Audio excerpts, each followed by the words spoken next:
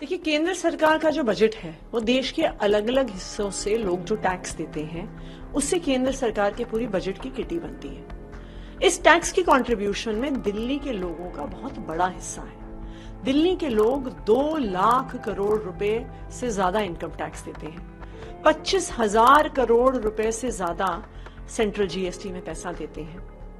तो जब दिल्ली वाले 2.5 लाख करोड़ का टैक्स देते हैं तो दिल्ली वालों का भी हक बनता है कि उसमें से कुछ हिस्सा हमें वापस मिले।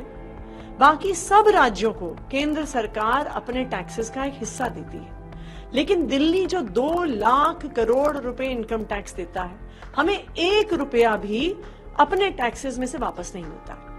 बॉम्बे भी एक बड़ा कंट्रीब्यूटर है। बॉम्बे 5 लाख करोड़ इनकम टैक्स देती है। उसके में से महाराष्ट्र की सरकार को 55,000 करोड़ रुपए शेयर इन टैक्सेस मिलता है।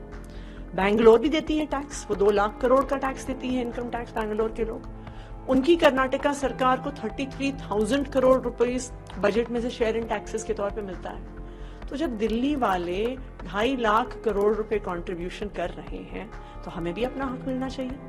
हम ये नहीं कह रहे हैं कि हमें पूरा 2 लाख करोड़ दे दिया जाए, क्योंकि हमें भी पता है कि देश के बहुत सारे और हिस्से हैं जिनको डेवलपमेंट की जरूरत है।